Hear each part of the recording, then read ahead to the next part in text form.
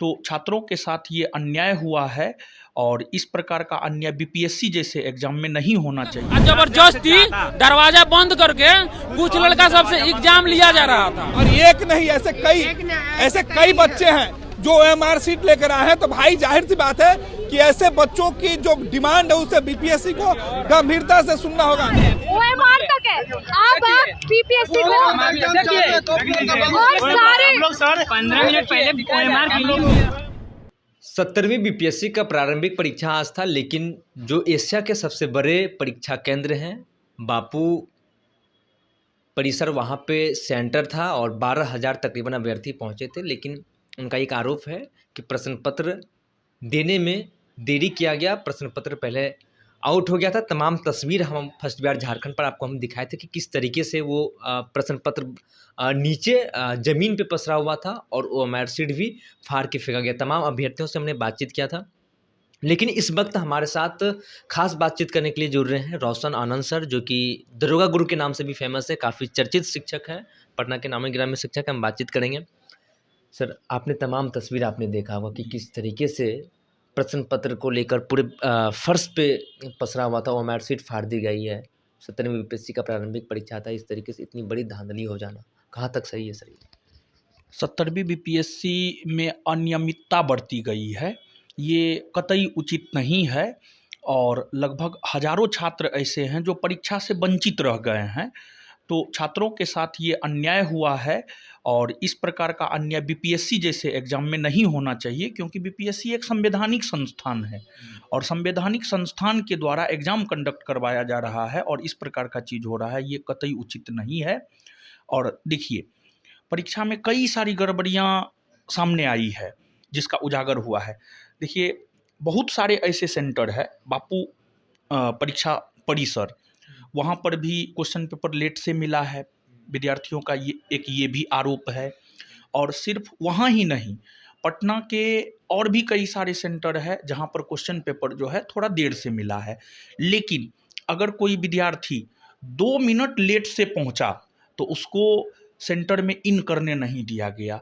मतलब आयोग गलती कर रहा है तो वो जायज़ है, लेकिन छात्र से 1 मिनट 2 मिनट ट्रैफिक की वजह से छात्र नहीं पहुंच पाए और वे एग्जाम से वंचित रह गए हैं, ये भी तो उचित नहीं है जी। तो कई प्रकार के मामला निकल करके सामने आए हैं और जो भी मामला निकल करके सामने आया है उसमें परीक्षा में गड़बड़ी अनियमितता देखने को मिल रहा है। और बहुत सारे न्यूज़ चैनल पे ये भी चल रहा है कि व्हाट्सएप ग्रुप में जो है क्वेश्चन, आज जो एग्ज़ाम हुआ है उसका क्वेश्चन लगभग 1 बजे के आसपास से वायरल है।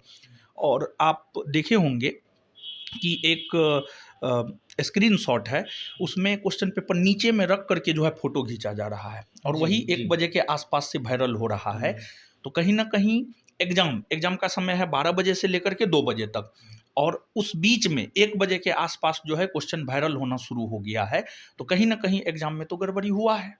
ये सर काफ़ी गड़बड़ियाँ हैं, इतने बड़े, मतलब कि उस स्टेट, मतलब स्टेट पीसीएस, अदर भी स्टेट की बात करें तो उस स्टेट या राज्य की तो सबसे बड़ा एग्जाम होता है पीसीएस का, और इस तरीके से इतने बड़ी धांधली होना। आयोग ने पहले काफ़ी, उन्होंने प्रेस कॉन्फ्रेंस भी किया, हमने भी उनसे बातचीत किया था जो चेयरमैन है, कि इसमें जो भ्रष्टाचार है या कुछ भी ऐसा है, प्योर एग्जाम होना है, ये कहीं दिक्कत नहीं होगी। अब इतनी बड़ी दिक्कत हुई है, आयोग, अब अभ्यर्थी ये कहते नजर आ रहे थे कि आयोग को एग्जाम कैंसिल कर देना चाहिए। पहले तो आयोग ने कुछ चीज़ें ऐसी थी, उन्होंने स्पष्ट भी नहीं किया था, बाद में जब एग्जाम पास आया तो कुछ चीज़ें स्पष्ट की, और मानसिक जो प्रताड़ित है वो आयोग की तरफ से अभ्यर्थियों ने ये भी आरोप लगाया है।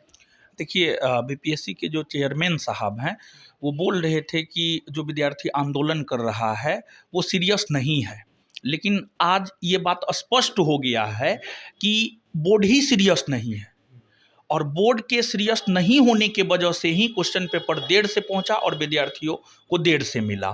तो कहीं ना कहीं आज बीपीएससी जैसे एग्जाम में, बिहार के भीतर सबसे बड़ा एग्जाम होता है बीपीएससी, और बीपीएससी जैसे एग्जाम में इस प्रकार का अनियमितता जो देखने को मिला है, हम तो यह मांग करना चाहते हैं कि बीपीएससी के चेयरमैन को इस्तीफा देना चाहिए और फिर से ये जो 17वीं बीपीएससी प्रीलिम्स का एग्ज़ाम हुआ है, इस एग्ज़ाम को फिर से कंडक्ट करवाया जाना चाहिए, क्योंकि हज़ारों बच्चा एग्ज़ाम से वंचित रह गए हैं। और न्याय का मतलब ये नहीं होता है कि जो है, न्याय का मतलब मेरे नज़र में अगर देखा जाए तो न्याय का मतलब ये होता है हर किसी को न्याय मिलनी चाहिए। ये नहीं कि कुछ लोग वंचित रह गए, कुछ एग्ज़ाम नहीं दिए। तो एग्ज़ाम फेयर नहीं हुआ है, एग्ज़ाम में क्वेश्चन पेपर लीक होने की बात कही जा रही है, कई प्रकार की गड़बड़ियाँ निकल कर के सामने आई है। तो हम तो ये मांग करते हैं कि इस एग्ज़ाम को कैंसिल करके फिर से एग्ज़ाम करवाया जाए। रोशन जी, जब हमने बातचीत किया अभ्यर्थियों से, तो अभ्यर्थी ने ये कहा कि ग्रुपिंग भी बन गया था, 10 लड़के का ग्रुपिंग, 20 लड़के का ग्रुपिंग, एकदम ग्राउंड से हम वहाँ पे हमने बातचीत भी किया तमाम अभ्यर्थी से कि ग्रुपिंग बन गया था, 2 क्वेश्चन तुम सॉल्व करो, 2 क्वेश्चन हम सॉल्व करते हैं, इस तरीके से ग्रुपिंग बना हुआ था अंदर। हाँ, तो हाँ, ये आप सही बोल रहे हैं और ये बापू परीक्षा परिसर में हुआ है और भी जगह हुआ है। बापू परीक्षा परिसर से एक वीडियो आया है, हम देखे हैं, उसमें जो है मतलब एग्ज़ाम हॉल में लग ही नहीं रहा है कि एग्ज़ाम है। विद्यार्थी आपस में यानी बैठा हुआ है, बात कर रहा है, बना रहा है पूछ करके। तो ये तो कहीं ना कहीं प्रशासनिक प्रॉब्लम है। तो प्रशासनिक प्रॉब्लम को दूर कौन कर सकता है? प्रशासन के लोग ही कर सकते हैं। जैसे पिछले दिनों बिहार पुलिस का जो एग्ज़ाम हुआ है, बिहार पुलिस का एग्ज़ाम 2023 में एग्ज़ाम क्वेश्चन पेपर आउट हो गया था और फिर उसके बाद जो है एग्ज़ाम कैंसिल करके फिर से जब दोबारा एग्ज़ाम लिया गया तो एकदम साफ सुथरा एग्ज़ाम हुआ है। तो कहीं ना कहीं गड़बड़ी तो हुआ है एग्ज़ाम में। और एग्ज़ाम में जैसे आप ही बता रहे हैं कि ग्रुपिंग बन गया था, तो कहीं ना कहीं ये तो गलत चीज़ है। यहाँ तक कि ब्लैक बोर्ड में भी आंसर लिख दिया गया था। हाँ, तो ये तो सही चीज़ नहीं है, ये कहीं से भी उचित है। तो जो जेन्युइन विद्यार्थी है बीपीएससी के, जो सीरियस विद्यार्थी है बीपीएससी के, उनके साथ अन्याय हुआ है ना। कटअप हो सकता है कि जो जेन्युइन विद्यार्थी है, ये सब जो हुआ है इस सब के वजह से जो है हो सकता है जेन्युइन विद्यार्थी एक मार्क से कटअप को पार नहीं कर सके। तो ये तो गलत ना हुआ है, ये तो न्याय नहीं हुआ है विद्यार्थी के साथ। एक लड़की महाराष्ट्र से आई हुई थी, कई दिल्ली से आई हुई थी, रांची से आई हुई थी, कुछ ने बातचीत भी किया, कुछ मतलब एकदम अंदर से पूरा टूट गई थी कि हम लोग भाड़ा लगा के आए, घर से कोई नहीं, अकेले आए, अब एग्ज़ाम दे के नहीं जाएंगे, घर में क्या बोलेंगे। इस तरीके का इतना बड़ा धांधली होना, और उन अभ्यर्थी समझ सकते हैं कि जो महाराष्ट्र, दिल्ली, अदर स्टेट, गोरखपुर से भी आए हैं, जो रांची से आए हैं। आप विश्वास मानिए कि हिंदी भाषी इस बार बीपीएससी के इतिहास में इतना बड़ा वैकेंसी कभी नहीं आया है। 2000 प्लस सीट है, तो बहुत बड़ी वैकेंसी है बीपीएससी के इतिहास में। हिंदी भाषी स्टेट जितने भी है वहाँ के छात्रों ने फॉर्म फिलअप किया है और वे सभी लोग यूपी, हरियाणा, दिल्ली, हिंदी भाषी स्टेट जितने भी है वहाँ के छात्रों ने फॉर्म फिलअप किया है और वे सभी लोग यूपी, हरियाणा, दिल्ली, राजस्थान, एमपी, हर जगह से लोग आए हैं, इतना दूर दूर से लोग आए हैं। और आप देख रहे हैं क्या हो रहा है, तो ये कहीं से भी ठीक नहीं लग रहा है।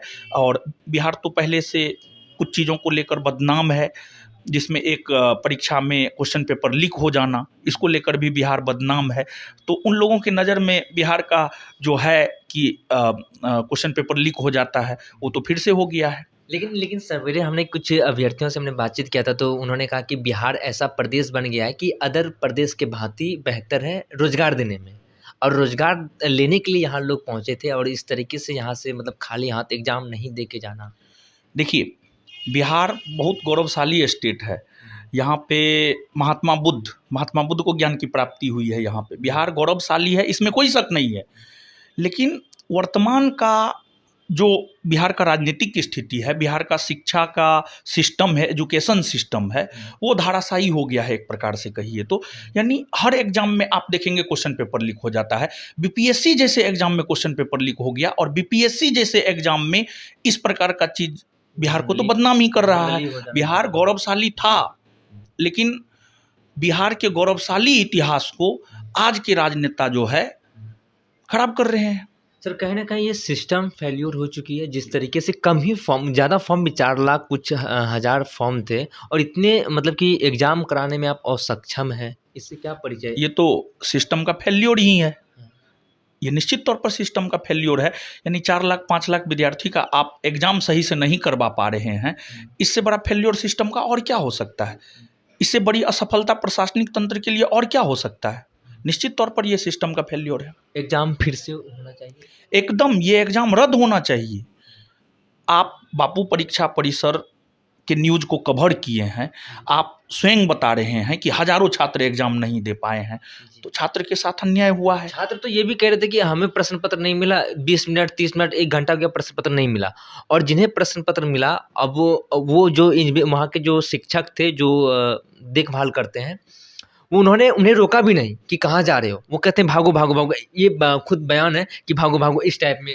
बताइए तो इस स्थिति में आप क्या चाहते हैं, बताइए। इस स्थिति में तो हमको लगता है एकदम 100% एग्ज़ाम कैंसिल होना चाहिए, और एग्ज़ाम कैंसिल करके अच्छे तरीक़ा से एग्ज़ाम करवाना चाहिए।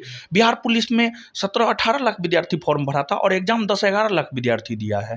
तो जब बिहार पुलिस CSBC ऐसा कर सकता है, CSBC फेयर एग्ज़ाम करवा सकता है, तो BPSC क्यों नहीं करवा सकता है। तो एकदम विद्यार्थी के साथ अन्याय हुआ है, इस एग्ज़ाम को कैंसिल करके फिर से एग्ज़ाम करवाना चाहिए। और रोशन आनंद से एक आखिरी सवाल रहेगा। आपने कहा स्टार्टिंग में कि BPSC एक संवैधानिक संस्था है, BPSC ने एक मीटिंग बुलाई थी, आप भी उस मीटिंग में गए थे? नहीं, हम नहीं गए थे मीटिंग में।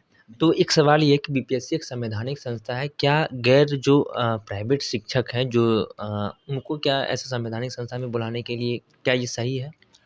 देखिए, आपको BPSC के द्वारा जो किया गया है, देखिए BPSC बोर्ड में कौन है, IAS IPS बड़े अधिकारी हैं, और उनके द्वारा ये जो किया गया है, इतिहास में हमको लगता है पहली बार ऐसा हुआ है। ये सर सवाल आपसे इसलिए हमारा था क्योंकि हमने कई और लोगों से हमने पूछा है, क्योंकि BPSC एक संवैधानिक संस्था है। आप इसमें पूर्व IPS IAS को बुला सकते हैं या फिर पूर्व कुलपति या कुलपति को बुला सकते हैं, ना कि किसी आप प्राइवेट शिक्षक को बुला सकते हैं जिन्होंने कॉम्पिटिटिव का तैयारी करवाते हैं। ये सही है? नहीं, ये तो मेरे भी ख्याल से अगर कहिएगा तो ये उचित नहीं है, ये उचित नहीं है। जैसे सुप्रीम कोर्ट भी संवैधानिक संस्था है।